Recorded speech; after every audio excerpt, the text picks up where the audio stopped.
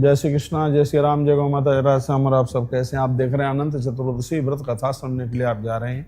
जिस समय पांडवों का वनवास हो गया था, 13वें वर्ष का ज्ञातवास था, बेचारे बड़े परेशान थे, दुखी थे। माता द्रौपदी बहुत रोती थी। पांडवों ने भगवान का आह्वान किया और भगवान श्री कृष्ण वहीं पर आकर के प्रकट हो गए। पांडवों ने वंदन और प्रणाम किया और धर्मराज युधिष्ठिर ने कहा, भगवान बहुत ज्यादा दुखी हैं, अब यह कष्ट सहन होता नहीं है, कोई उपाय बताइए। तो भगवान ने कहा, इस कष्ट की निवृत्ति के लिए एक व्रत है जो भादों के शुक्ल पक्ष के 14वें पड़ता है और उसका नाम अनंत चतुर्दशी है। यह भगवान ने कहा। तब धर्मराज युधिष्ठिर ने पूछा, किम पुण्यम किम फलम चासा किम दानम कस पूजनम। आप बताइए कि इस व्रत में कौन सा दान, पुण्य, पूजा और यह व्रत कैसे किया जाए भगवान, इसके लिए मैं बैठा हूँ, आप मुझे सुना। तो कृष्ण बोले, आसित पुरा कर्तयोगे सुमंत्र नाम वही ध्वज। भगवान कहते हैं कि सतयुग की बात है, एक सुमंत नाम के ब्राह्मण हुए थे, बड़े तपस्वी थे, वशिष्ठ गोत्र संभू था, स्वरूपा स भृगुसुताम, वशिष्ठ गोत्रीय थे और उन्होंने भृगुवंश में जन्म लेने वाली एक कन्या के साथ उन्होंने विवाह किया। दीक्षा नामी चुपयो में वेदोक्ता विज्ञानपद तस्या कालीन संजाता द्वैतानंत लक्षणा। कहते हैं कि समय आने पर उसकी मृत्यु हो गई। सुनिए, नदी के किनारे उसकी मृत्यु हो गई और वर्णन किया तो उस ब्राह्मण ने एक दूसरा विवाह कर लिया। जो दूसरा विवाह किया वो स्त्री ठीक नहीं थी, पत्नी ठीक नहीं थी, लेकिन उसकी कोख से एक बेटी ने जन्म लिया। शीला नामनी सुशीला सा वर्धते पितृ विश्वमणि। उस कन्या का नाम है शीला, नाम रख दिया गया। माता तस्या कालेन दुर्दायन पीड़िता विष्टा सा नदी तीरे यो स्वर्ग पतिव्रता।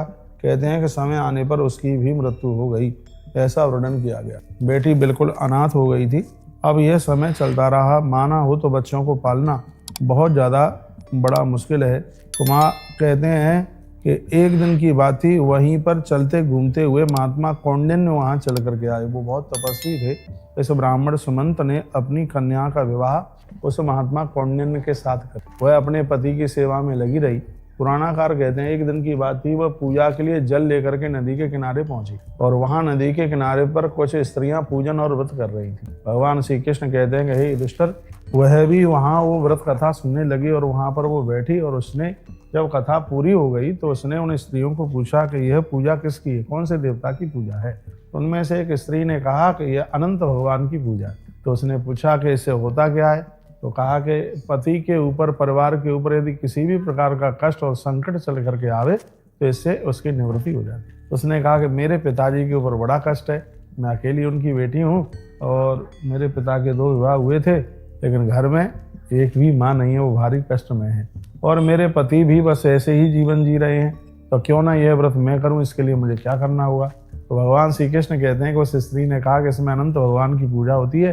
14 गांठ लगा करके यह धागा 1 साल के लिए फिर इसको अपनी दाहिनी बाजू में इसको बांधा जाता है। अब यहाँ पर वर्णन किया गया, कथा तो है ही बड़ी प्यारी। कहा उन स्त्रियों को कहने से उसने पूजन भी किया और वह अनंत अपनी भुजा में उसने बांध लिया।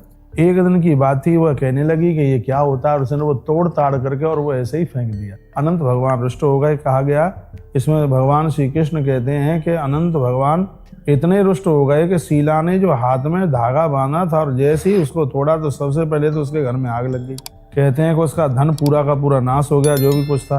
स्वजनों के साथ घर में कलह होने लगा। अब वो जहाँ जाने लगी वहीं उसका झगड़ा होता है। शरीर संताप और चित्त में बहुत बार ही दारुण दुख हुआ। बहुत ध्यान से सुनिएगा इस बात को। न जाने क्या पाप मुझसे हुआ है, मैं क्या करूं और कहाँ जाऊं, और इससे वह बहुत ज़्यादा दुखित थी।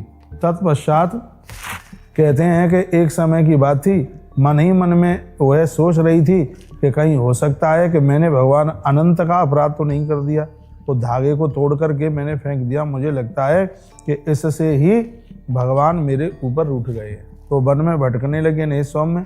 कहते हैं कि वहीं पर उसे एक गौ माता एक वृक्ष के नीचे बैठी हुई मिल गई। गौ माता, गैया मिल गई और गौ माता ने उसके साथ में संवाद किया और पूरी बात बताई और कहा कि तुझसे ऐसे ऐसी गलती हुई है और तू भगवान अनंत का आह्वान कर और वही तेरे ऊपर कृपा करे। गौ माता बोली। तब उसने भगवान अनंत का वंदन और पूजन किया। भगवान कहते हैं कि हे युधिष्ठिर, भक्ति भाव से प्रसन्न होकर के जो भगवान को बुलाए और परमात्मा न आए, ऐसा कभी नहीं हो सकता। भगवान अनंत देव वहीं प्रकट हो गए। उन्होंने कहा कि बेटी अब तू अपने घर जा, तेरा मकान में बना करके खुद आ गया हूँ।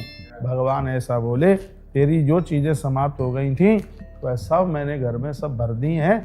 अब तेरे घर में बेटा नाती पोतों की किसी भी प्रकार की कोई कमी नहीं रहेगी।